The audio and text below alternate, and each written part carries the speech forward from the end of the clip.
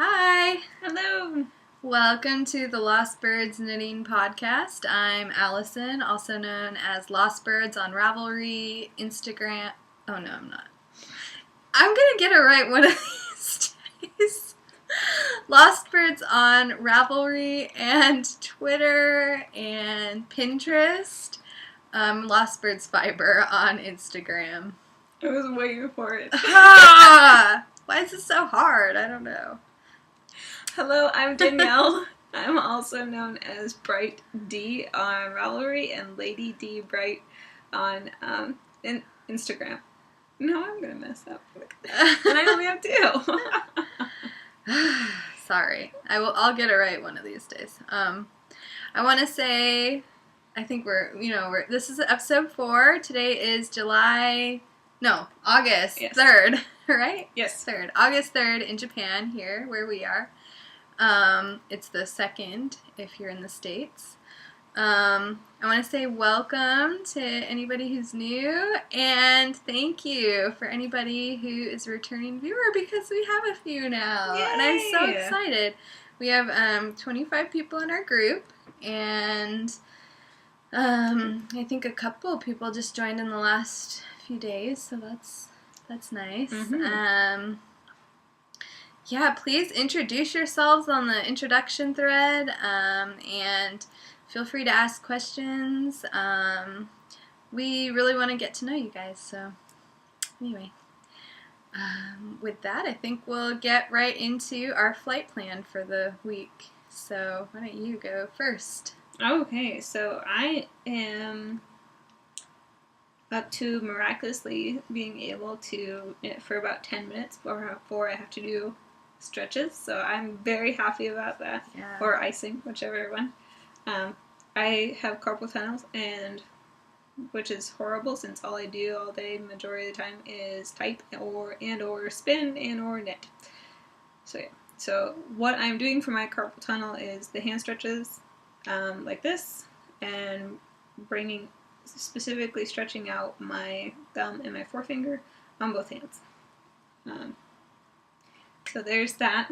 That's what was told to me by the doctors here, as well as they gave me some painkillers for my first week, which was a long time ago, but that's aside from the point. And I have a bit of a yarn hot mess over here, so I apologize. We'll just put that down. I am working on a baby sleep sack, and was able to get on another stripe. This one is supposed to be, it's supposed to be a bee, and I'll have a matching hat to it.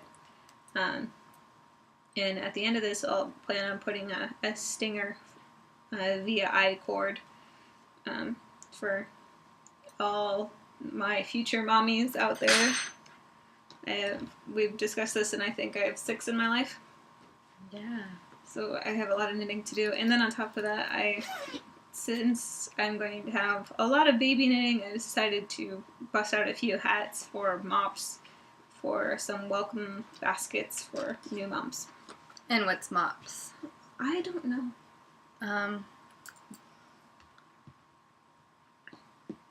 Yeah. I don't know either. But it's something like, it's a group for, I want to say it's like moms of preschoolers or something, but I don't know. I could be wrong. But it's a group that gets together with, moms and kids, and they do. So like the person who's coordinating it said that she's planning on making 20 welcome baskets, but she was trying to get volunteers to knit hats because she didn't want to knit all 20 baby hats.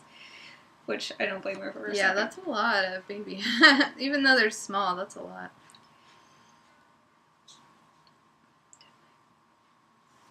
I have the yarn for them. I'm also working on the Spooldick cardigan by... Oh, crud. I had this. Dive!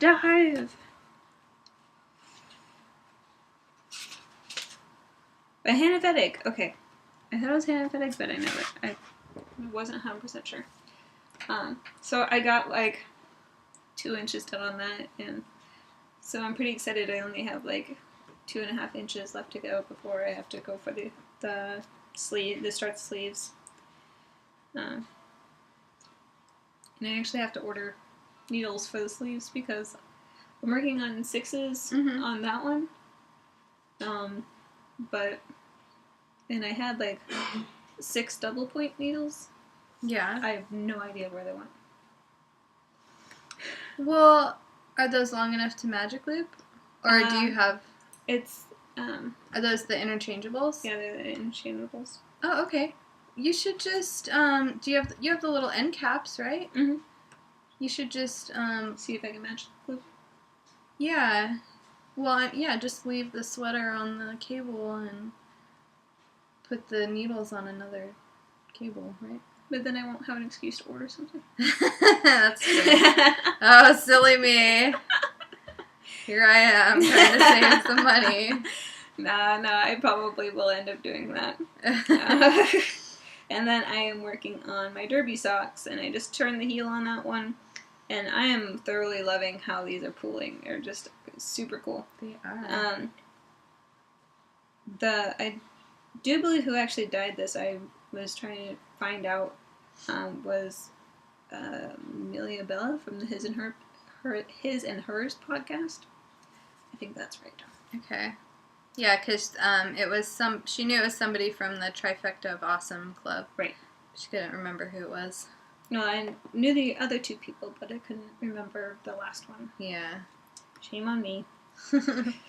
But anyways, that's all I am working on currently, and pretty good for only being able to work on 10 minutes at a time. Yeah. I would say so. I am working on, well, I showed you guys last week that I had this yarn from Knit Picks, and I was going to cast on some socks, so I've cast them on. I'm using this green for the toe. This is their Stroll Sport Weight. It's in the Peapod colorway. That's Knit Picks again, and then this is also Knit Picks. It's Felici, I think is how you say it. In the Recess colorway. I don't know. Be washed out, but so they're sport weight socks, so it's kind of nice because they're only, I have kind of small feet anyway. Usually my socks are like 56 stitches, but these are only 48, so they're going pretty quick, even though I only cast them on like, well, I guess it was a few days ago, but I haven't worked on them all that much. I've been I don't have all that much knitting done because I haven't been feeling that great. I've got a little morning sickness, so. Bummers. Yeah, I spent a few days just like, on the couch, not feeling too good. But, anyway, so I got the toe done, and then I've just attached the colors, and it's a self-striping yarn. And then I also showed you guys this last week. I had cast on the Pendulum by Amy Miller, and it's in Malabrigo sock, in the Archangel and Ochre are the colors. And I got another couple stripes done on that, so starting to see the pattern here a little bit. Mm-hmm. That's good. Yeah, I'm liking it. The pattern's really fun. Well, I mean, it's an easy pattern. It's easy to memorize. You don't have to like hardly look at the pattern. But that's nice. I like projects like that because I end up,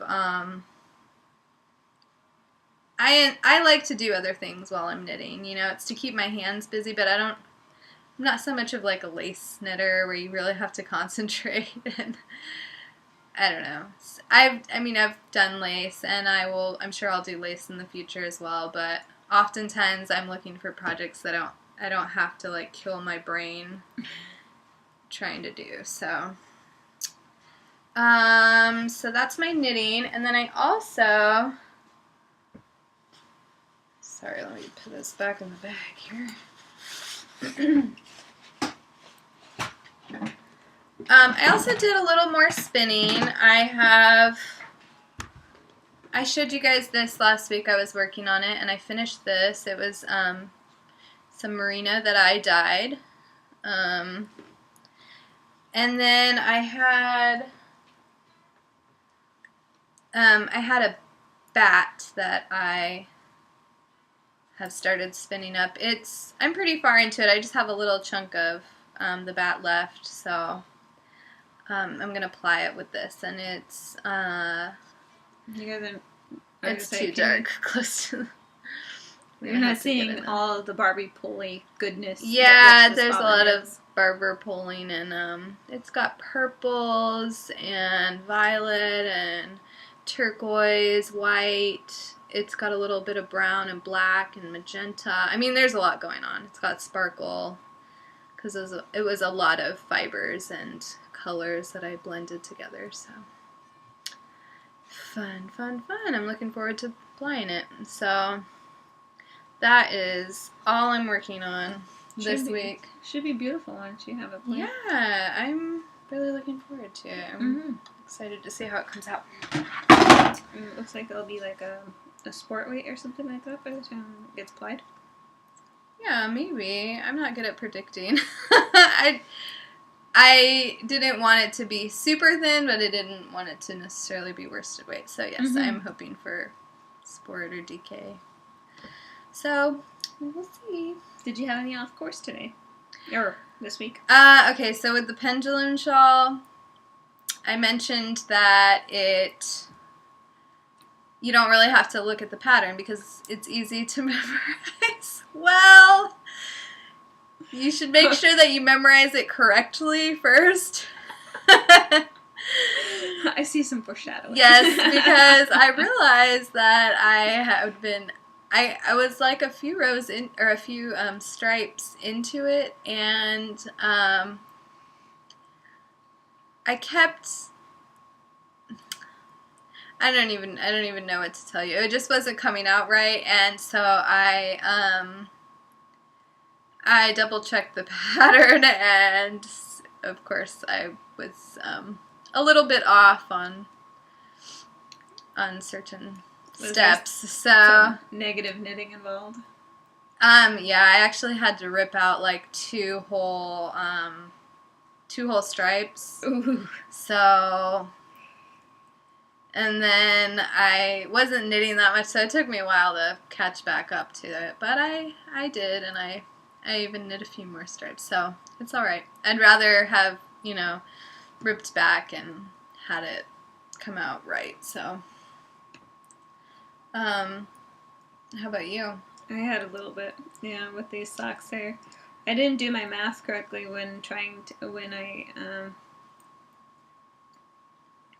maybe I shouldn't say that. I didn't do any math at all. I chose not to do any math at all.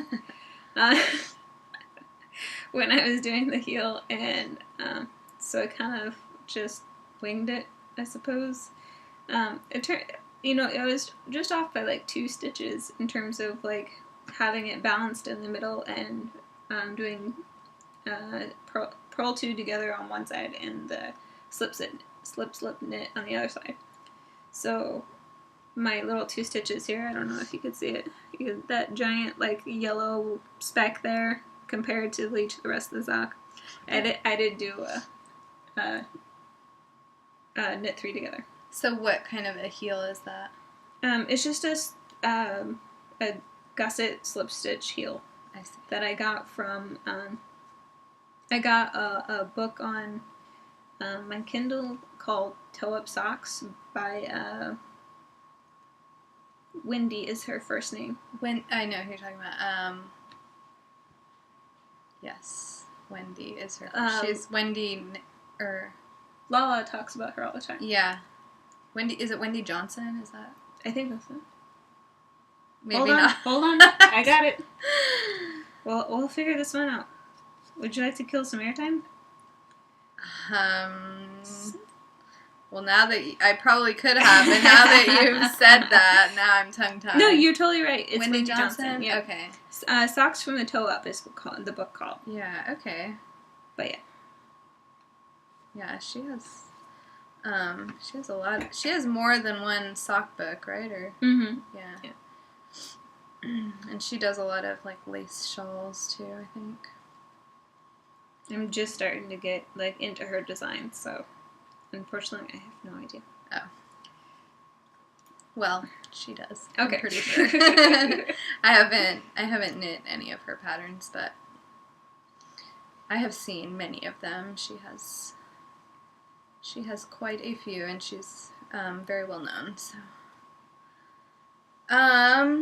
what is our next? Oh, I guess it's our overview of the week, our bird's eye view. So, do you have something you'd like to talk about? Sure. What did you do this week?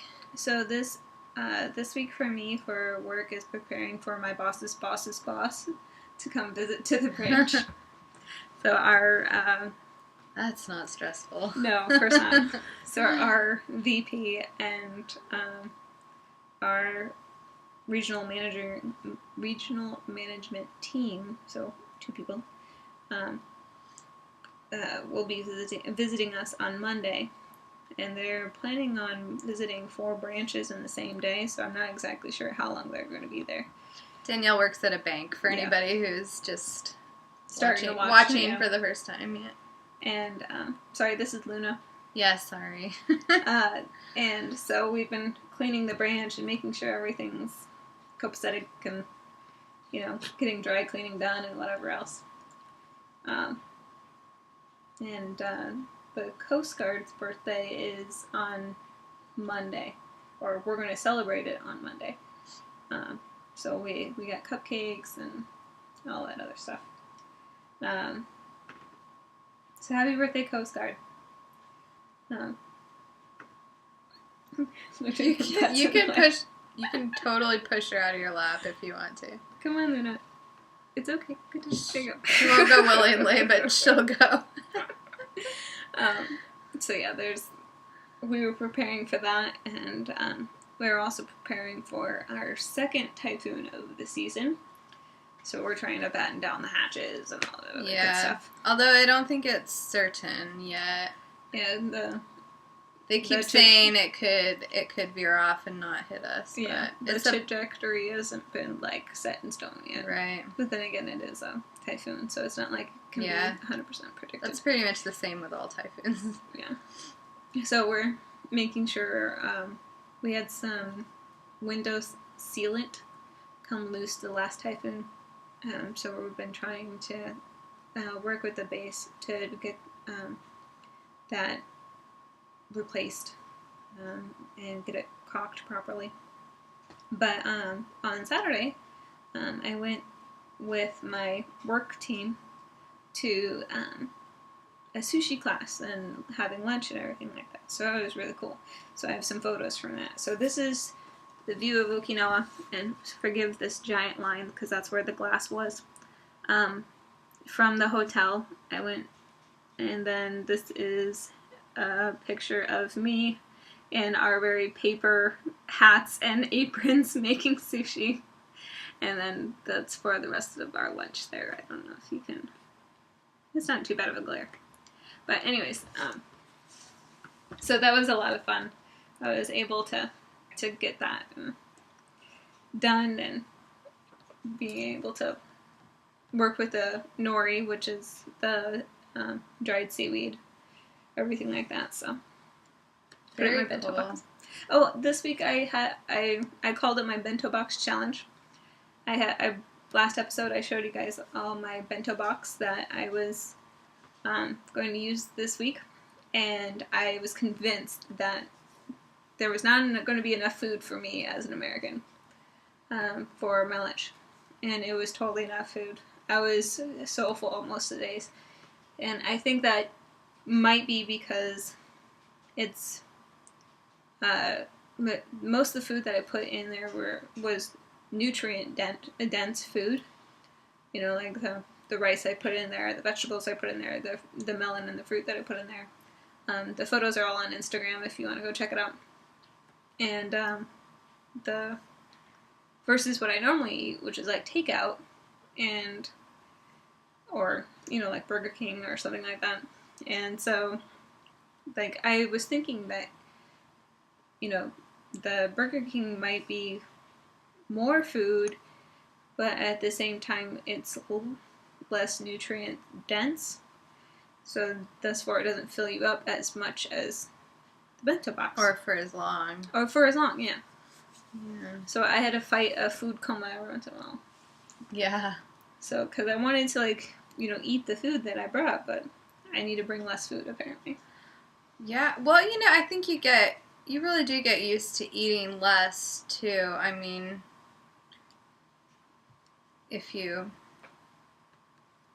like maybe at the beginning of the week, it was, it didn't seem like as much as you usually eat, but then as the week goes on, it doesn't take long for you to get used to eating just less.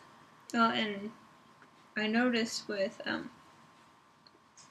changing up my food diet, my face just broke out. With the bento thing? Mm-hmm. Really? Because was used to eating crap. Huh. So just the change in general, even though it's a good change. Mm-hmm. Interesting.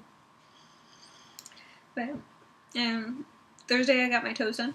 I went in and had a pedicure. She has all these pictures on Instagram, by the way. Yeah. Her toes are super cute. By the way, I will not put a picture of my toes up on Instagram again. I got some weird comments.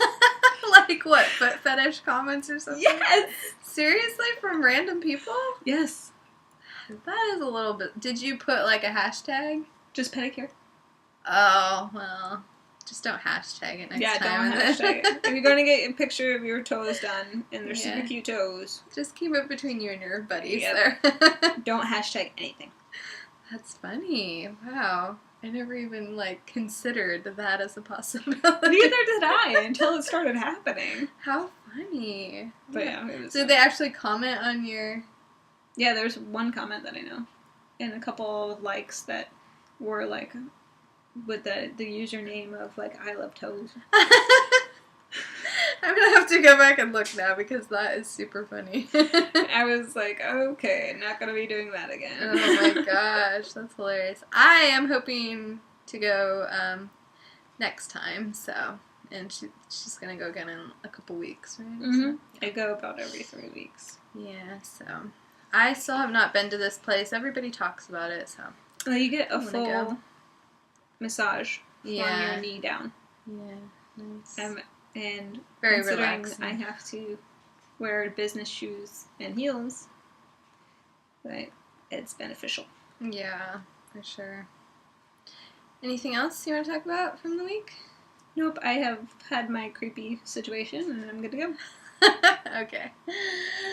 Well, so I just haven't really felt very good this week. I'm finally getting hit with morning sickness here, and there were a couple days when I just laid around because I did not feel like doing anything at all. I didn't even knit, and it's bad. You're sick when you don't even want to knit, so. Or can't knit. Yeah, or can't. So, I just laid around, but I did watch a couple. I watched a couple movies that I really enjoyed. One was The Grand Budapest Hotel. Have you seen that? I haven't. What's it about? It's by Wes Anderson. He is the same director who did The Life Aquatic and Rushmore. Wait, did he do Rushmore? I feel like he did. The Royal Tenenbaums. What other one am I thinking So he has 2 movies with the name The Royal in it? What? No. Oh, okay. Because what was the movie that you just watched? The Grand Budapest. Oh, okay. Grand Budapest Hotel. He's done quite a few movies. Another recent one is Oh, I'm terrible with names. The Moonshine Kingdom, I think. The other thing about being out here in Japan is you guys, this is old news to you, I'm sure. So I'm talking about things that have been out forever and whatever, you don't even care. But they're new to me because I don't often hear about movies until they come out on the Apple TV. We have an Apple TV, and that's the only way that I really watch any movies or shows or anything. And even on that, like, it's once in a while. I was sick and I didn't, and so I got some movies to watch. I'm horrible because I don't really watch TV at all. Yeah, I don't. Other than that, we don't have TV. We don't have. We have AFN. You guys have AFN. AFN is sort of the Armed Forces Network. Right, so the military has their own channel and it's automatically fed into base housing. Off base where I live, you can get this satellite dish thing to get the AFN channel, but we didn't ever get it, and we just don't watch that much TV in general anyway, so anyways, I have no idea what movies are out or what's new. But back to what I watched that is not new. Grand Budapest Hotel. It was good. I really enjoyed it. It was. Would you consider it a chick flick? I don't know what I would not really. It's not. It's very Wes Anderson, if you know his movies. But I'd say it was less, I don't know, it was almost more depressing or something than I remember his other movies being, but it was still good. It was a good story. It doesn't seem like a safe combination of being sick and watching depressing movies. Not depressing. His movies are very, very quirky. I'm not sure I'd call it a dark comedy, but almost. So it's not depressing, like I'm crying my eyes out or anything. Mm-hmm. It just didn't necessarily have a happy ending. Gotcha. So, but anyway, that's really neither here nor there. What else did I do while I wasn't feeling well? Oh, I watched another movie called Austin Land. Have you heard of it? Mm-mm.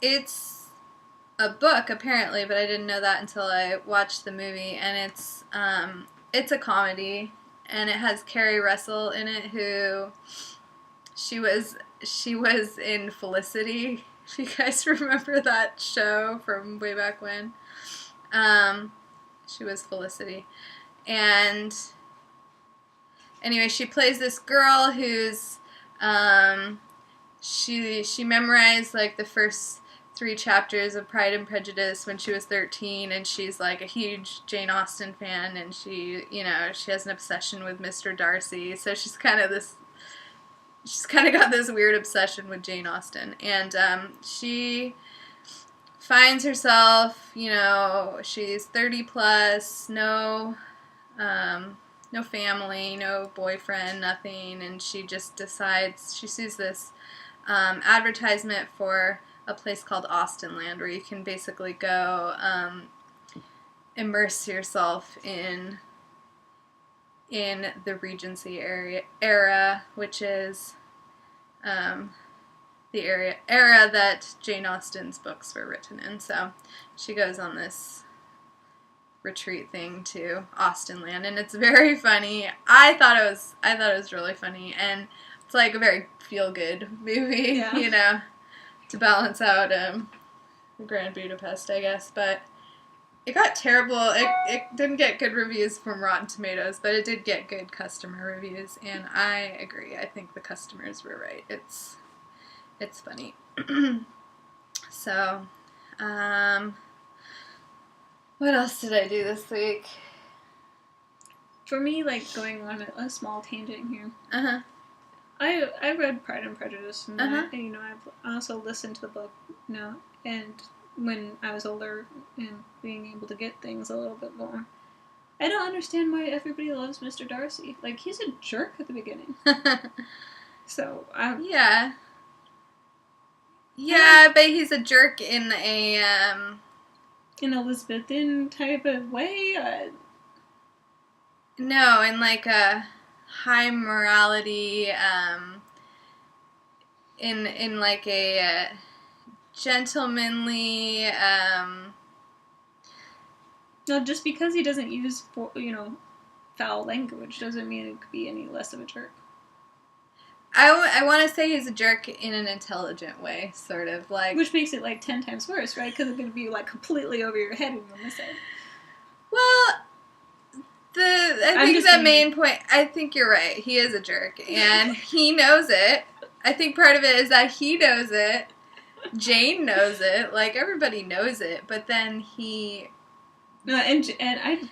shows his true self and his, other side, and he comes around in the end, I think, is the main I do thing. enjoy Jane because she just makes fun of him all the time. Yeah. So. Yeah.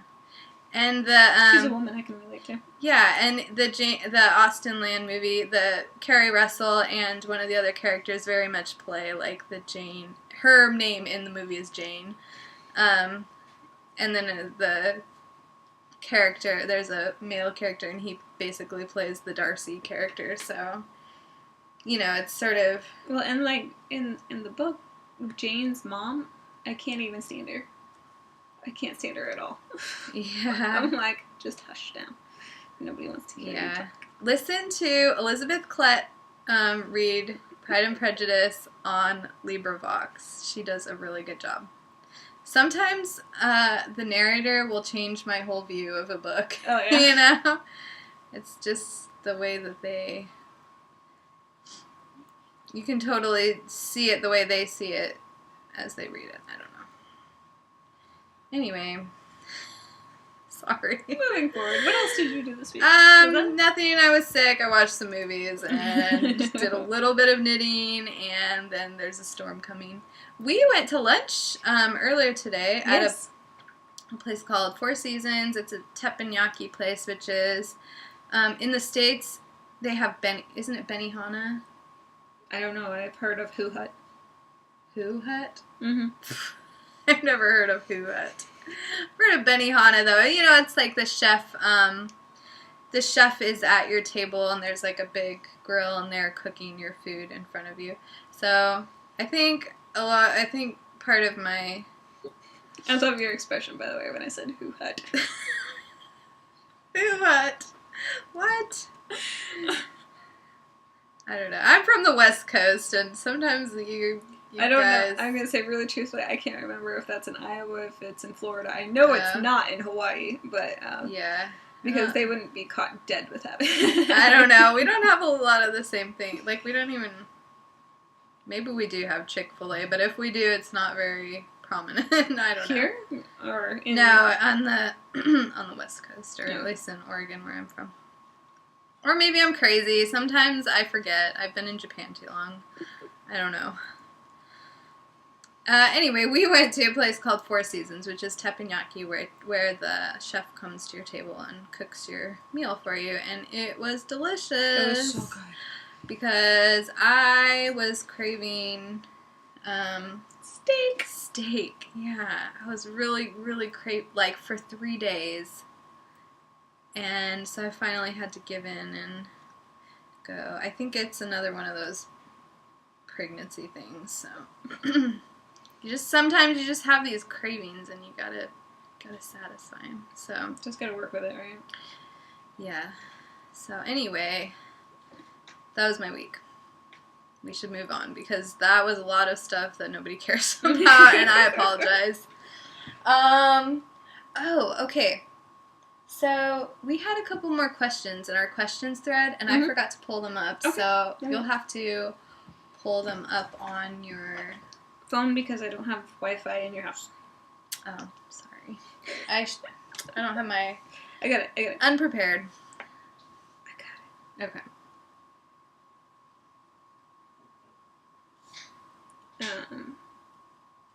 And thank you, by the way, to people who have been asking questions and commenting on the group, because it is so awesome when you guys are actually interacting and we know you're out there. And I, I'm hoping that we'll be a community. That's really what I'd like. So the next question I see is, when did you learn to knit? Who taught you to knit? And what was your first knit project? Okay. So for me, I originally learned to knit when I was 8 years old on size 13 needles that my mother gave me. I kept them in a ice cream bucket and tried to make a knitting club with the neighbor girls next door. That is cute. My mom tried to teach me to knit, but it didn't actually stick in my brain until I was 12 when I relearned how to knit from my great aunt Maggie. She taught me the Granny's favorite washcloth. I bet I didn't know it by that name then. I just knew it as the washcloth, period. And I think I made 1 billion of those. My family kept requesting them, and I have a giant family, so there we go. How about you? I learned to knit when I was in my 20s, early 20s, and I can't remember what originally made me want to knit, but this friend of my mom's, she lent me a pair of size 8 wooden needles, and she even had spun a little. She had a spinning wheel, and she had spun a little yarn, and so she gave me a ball of this. It was just white, natural colored wool. It was a single.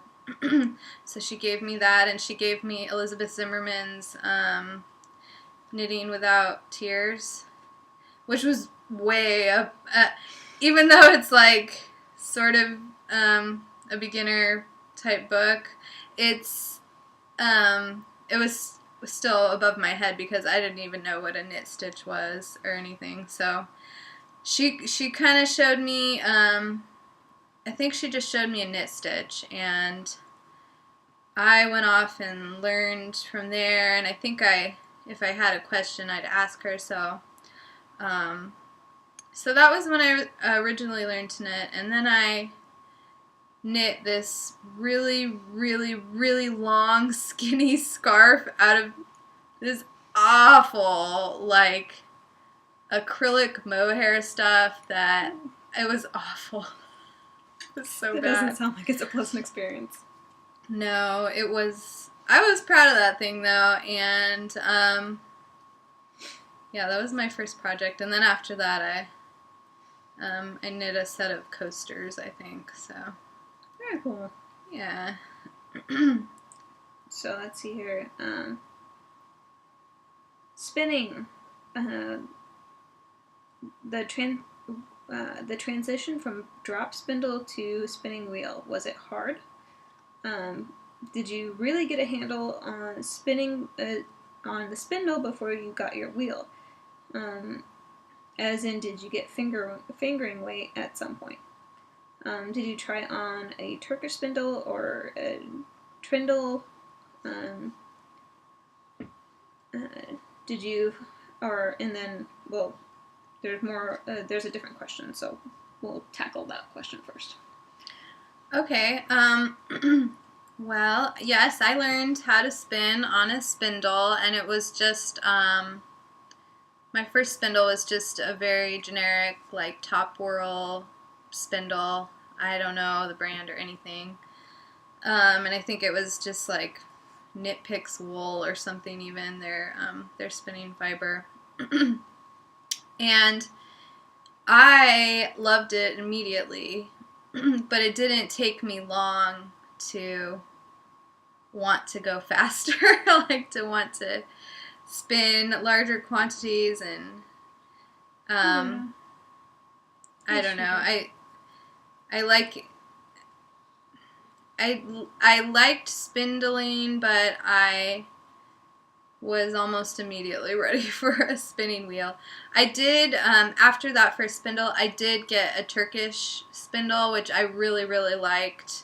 I liked it better than the normal, just top whirl spindle, because it made its own own center pole ball, which is really, really cool. So, Luna, are you feeling the chance? Luna is showing her full moon to everybody. Oh, that was a moon joke. Come on. Oh my gosh. Ching. Anyways. Oh gosh. Moving from the spindle to the spinning wheel, I'm glad I started on the spindle because it really gave me a feel for drafting and just a feel for how much twist should be in the yarn, and just, I don't know, it just gives you a feel for it in general, and it's not as intimidating to start with because you don't have to treadle or anything. It's just a thing you spin with your fingers, basically, you know. So it's a very simple. It's simple. There aren't a lot of moving parts and all these different names of things you have to learn. It's just the spindle and the wool. And so when I first got my wheel, the hardest thing was to add the treadling, obviously. So that took a little bit of practice. But beyond that, I already kind of had a feel for drafting and how much twist to put into the yarn. So starting on a spindle helped me, for sure, rather than going straight to a wheel. And then once you add the wheel, there's a little bit of coordination, like I said, with the treadling, but it's something that you can figure out very quickly, I would say. So, what about for you? Did I answer all the parts? I did believe so, yeah.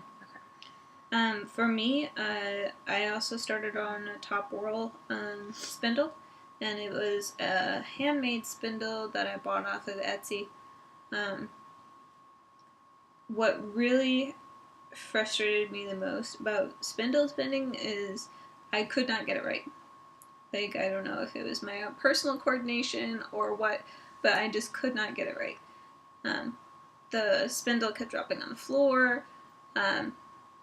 The yarn would break. Like, I literally could not get this right.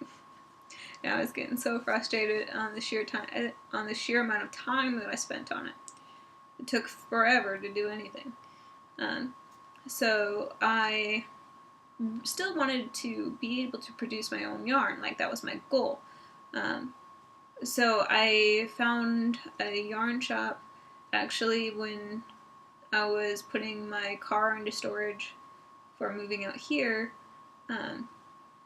in Georgia, and was able to try out a wheel there. And it was a single treadle spinning wheel, and I only got about 5 minutes on it. Instantly fell in love with that one. Instantly fell in love with the wheel, or the concept of the spinning wheel. And shortly after we moved out here, then I ordered one for myself. And at the time that I ordered one, I hadn't had a job yet, so I was going on the cheap side, and don't go on the cheap side. A spinning wheel is definitely an investment. An investment, yeah, and I'd say, well, even after your spindle experience, you still wanted to spin, right? Mm-hmm. Even though your spindling experience. I'd say I'd recommend starting on a spindle for anybody because it's inexpensive and you can see if it's even something you want to I actually want to try doing a Turkish spindle because I didn't have a Turkish spindle. I had a regular top whirl. Yeah. And I think that might make a difference on where the weight is on it. So where to put the actual twisted. I just don't know how to keep the yarn at the very tip top. So I need to possibly YouTube that. For a Turkish spindle? Mm-hmm. It's just, it's just like a loop, right? It's a loop, yeah. It's like a backward loop. Have you ever done like a backward E cast on or a backward loop cast on? It's like that, only at the top of your spindle. Yeah, totally clicked just now. Yes, so it's not difficult at all. And actually, yeah. So a normal spindle has, or maybe not a normal spindle, but a lot of spindles have a hook at the top where you wrap the yarn around to hang the spindle from while you spin it, while you hold the wool up here and spin your spindle. I wish I brought my spindle. Yeah, I have one here, but I'm not gonna fish it out. A Turkish spindle does not have a hook at the top. It has a cross section at the bottom, and you wrap the yarn around the cross section. Yeah, it has two arms that cross like that, and a dowel going up through both of the arms, and you're just supposed to kind of, like I said with her, you do this backward loop around the top of the dowel. And that's what holds the spindle while you're spinning it. It's held by friction, basically. So, but the very cool thing about the Turkish spindles is they you wrap the yarn as you spin it around the arms of the Turkish spindle in a certain way. I think it's like over 2 under 1, and the arms slide out. So one arm is going through another arm, so you slide that out, and then you slide the dowel out, or I guess you slide the dowel out first, then you slide the arms out, and it all comes apart, and you're left with the ball of yarn, so you don't have to wind it off of your spindle. And some people call these turtles. Yeah, because of the way they're wrapped around the arms, they sort of end up looking like a turtle shell. Mm-hmm. So if you hear that term, that's what they're referring to. Yeah. So the second part of that question, real quick, like, it's actually a different subject matter. When did you fall down the dye rabbit hole? Is it harder to dye the yarn or the fiber? I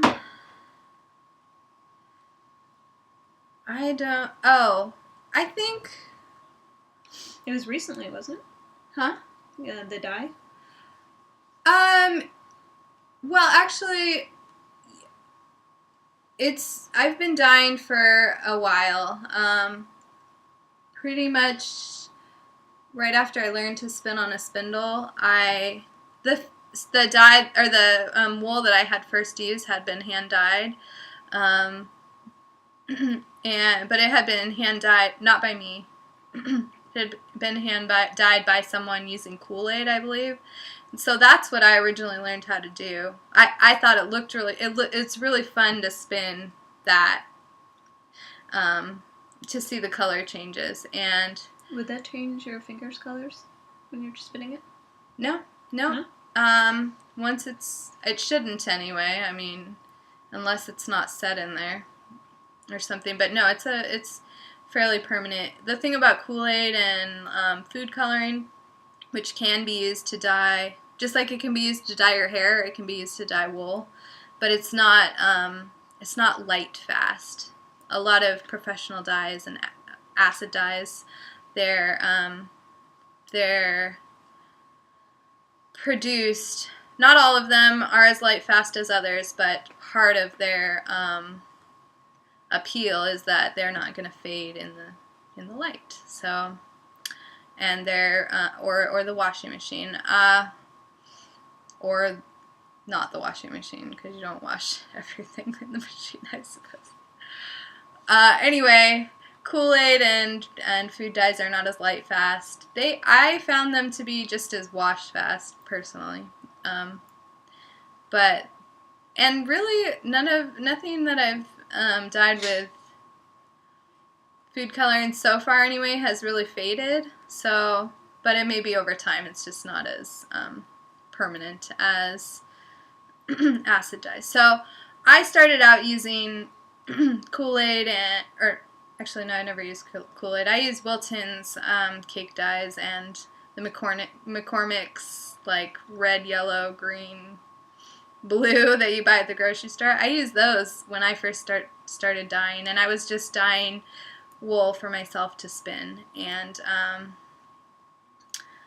eventually I got more interested in it, and I wanted to I wanted brighter colors, I wanted more variety, and I wanted more permanence in my dye. So then I started I started using acid dyes. The other thing about using acid dyes versus food coloring is that it's more of an investment not only in the dyes themselves, but the fact that you can use your kitchen utensils to dye with food coloring or Kool-Aid, but once you switch to acid dyes, you don't want to eat out of the same things that you're dyeing in. So you have to have this whole other set of utensils and pots and containers to just use for dyeing.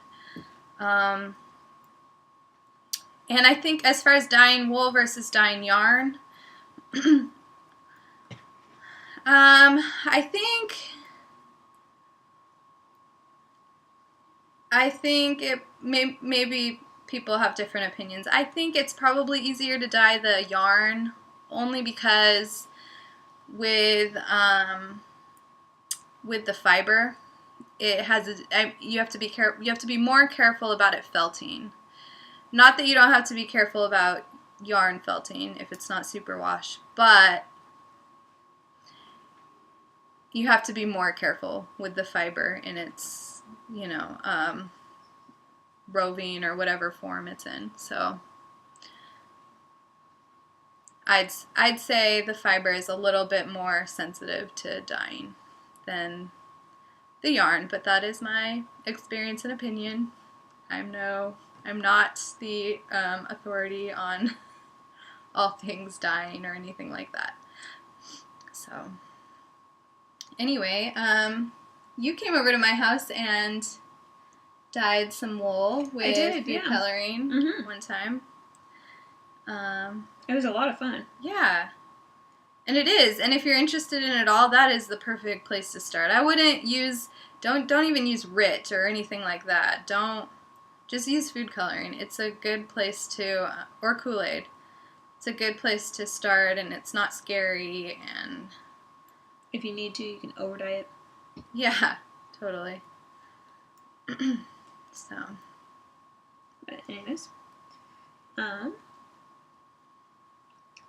Bird call. Yeah. Do you have any bird calls? Because, I guess I actually, okay, to answer your question, yes, I have a bird call. But, with this week with the bento box, my little bento box challenge thing that I did for myself, I found a great website called justbento.com, and she does some fabulous recipes in there, and does a great explanation on the different types of rice, because if you're trying to use like say jasmine rice to make like rice balls, it's not going to work because jasmine rice will not stick correctly. So there's different types of rice for different types of occasions. I know, as Americans, or like for me as a Midwestern, we don't really use rice all that often. We prefer potatoes as our common starch. Here in Okinawa, you will not find a bag of potatoes larger than, 3 to 5 pounds? Yeah, probably something like that. Especially, like, at the farmer's market especially, you will not find it above 2 pounds, because it's not their starch of choice. but you can totally find a 25-pound bag of rice without a problem. So that's my shout out is check out justbento.com for some fantastic recipes that are kind of vegetable heavy, but at the same time really tasty. Any word calls for you? My bird call is sort of a bird call / mail call. So I got something in the mail. Yay, mail! Yeah, I got some soap. Mm-hmm. Yeah. Sorry. That's the husband.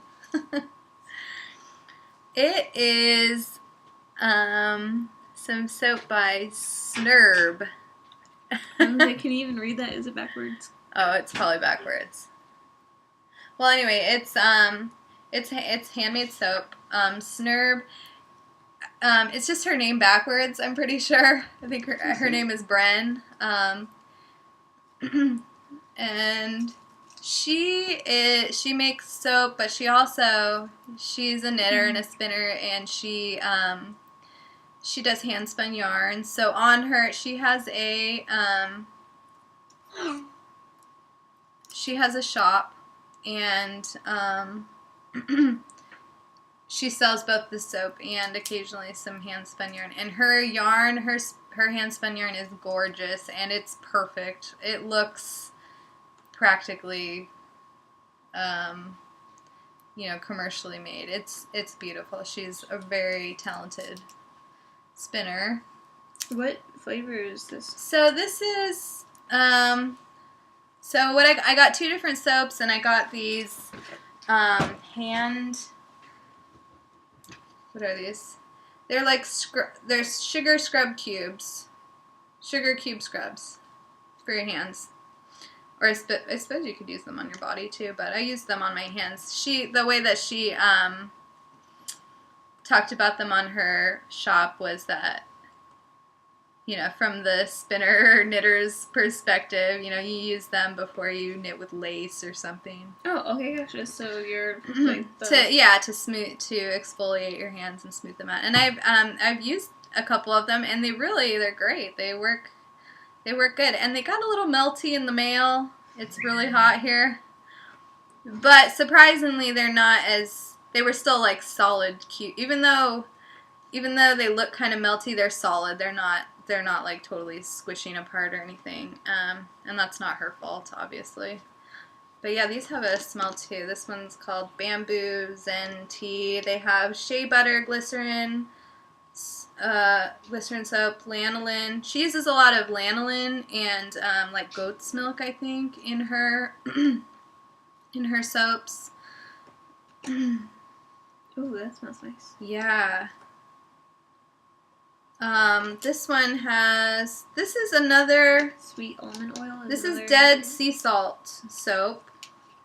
So it has palm oil, organic coconut oil, soybean oil, olive oil, shea butter, mango butter, cocoa butter. And then it has Dead Sea Salt, sea clay for exfoliating, and this one has, a lot of hers are unscented, but this one has a scent called Calypso. It smells really good. So this is an exfoliating bar of soap. These are exfoliating cubes for your hands. But then I got one more bar of soap, which I'm not going to show you because I've already used it, and it's awesome. It's I have the label here. It's called Aguacate, and it's an avocado soap. So it's got avocado oil, castor oil, cocoa butter, palm oil, organic coconut oil, olive oil. Again, very moisturizing, and it's also got aloe and pureed avocado actually in the soap.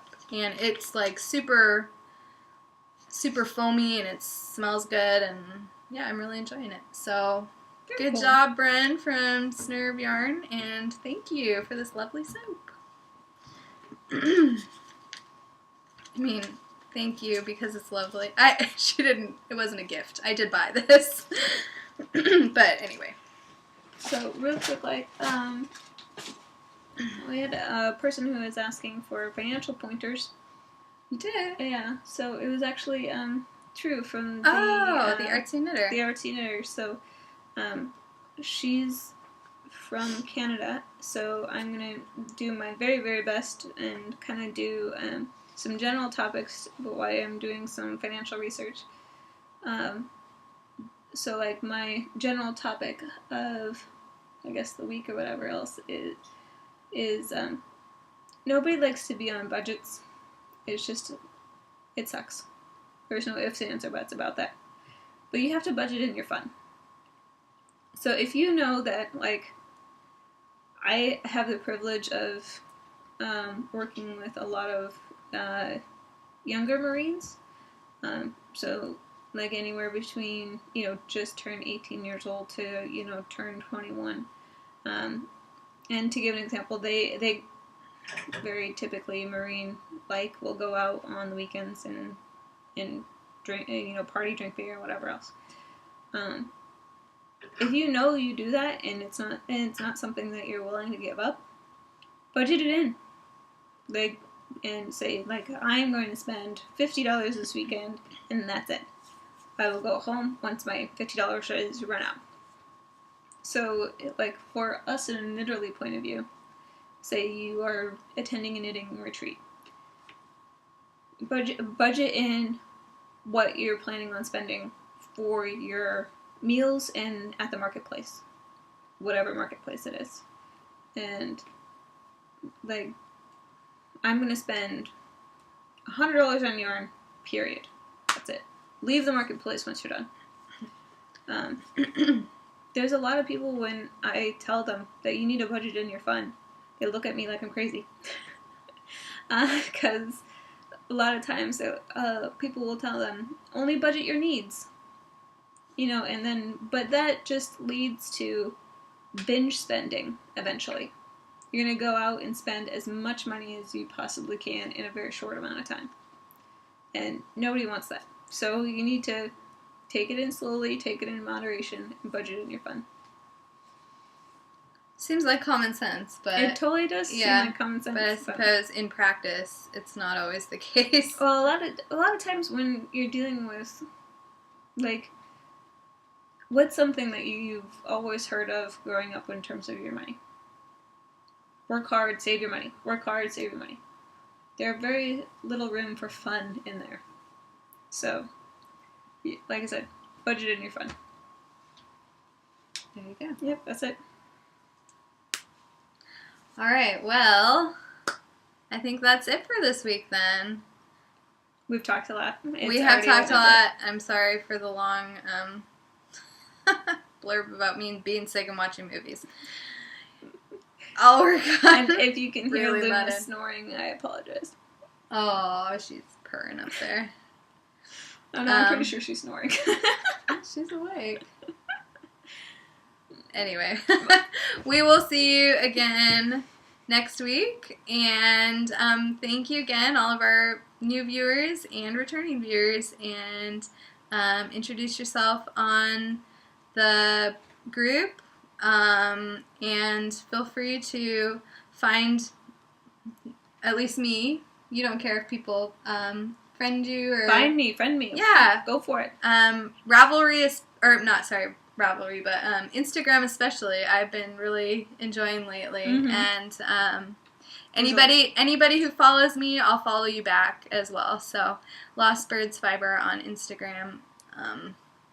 Yeah, find me. So, and we post pictures of a lot of things that we talk about as well. So, it's a fun way to see what we're talking about. So yeah, we'll see you next week. Thanks so much. Have a great week. Bye.